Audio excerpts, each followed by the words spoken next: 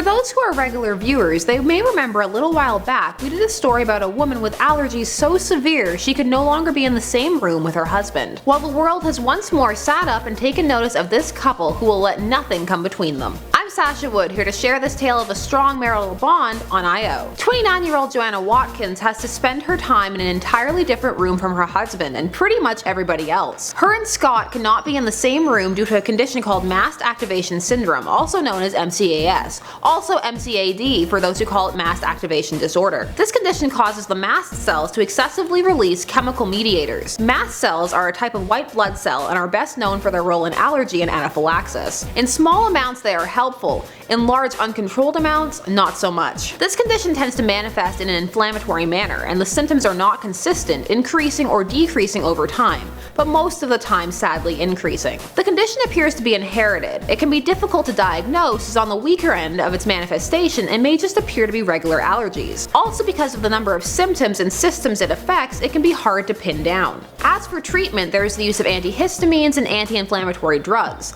but patients are told to avoid triggers most of all, as MCAS patients can react to the introduction of anything new into their environment. For Johanna, the development of her allergy to her husband was sudden and has resulted in them needing to live separate lives, physically at least. For dates, she said they try to stream shows at the same time. Scott and I will try to watch a show together. We can't be in the same room together because I'm allergic to him, but he will be 3 floors below me in a room on his laptop and I will be on mine, and we'll watch the show at the same time and then text about it as we're watching. Johanna lives by herself in an attic with sealed windows, doors, and an air purifier. Johanna's MCAS was not as severe back in 2013 when her and Scott were married. At the time, she was still able to teach and enjoyed going on hikes and being outdoors. However, her husband Scott says, "There were times 3 and 4 years ago before we got the diagnosis that if I was extra close to my wife, specifically if my face was close to Johanna's face, she would cough." Slowly the couple began to notice that Johanna's symptoms worsened when he was in the room, and one day after a haircut when he came in to show her, she went into anaphylactic shock. A week later when he tried to see her again, the same thing happened. It was at that point the couple knew things were about to change. Johanna says, "It was a horrible reality that it wasn't going to work.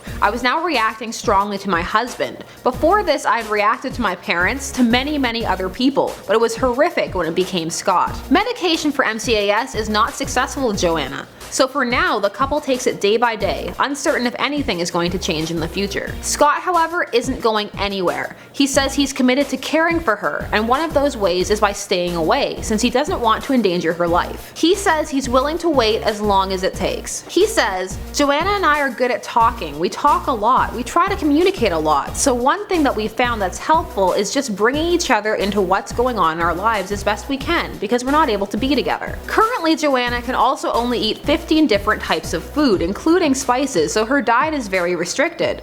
Despite this, every day her husband comes home and cooks for her. Johanna tries to not let her condition get her down, and counts her blessings and says she has a lot to be thankful for. The search for a cure for this disorder is ongoing. It is always difficult when the body is attacking itself on this scale to find a safe solution. As for why this story is back, it's probably due to its tragic yet heartwarming nature. So when you get the chance, give someone you love a hug, a high five, heck, a playful shove, just something, cause it really is wonderful to be able to live out in this big, beautiful, complex world.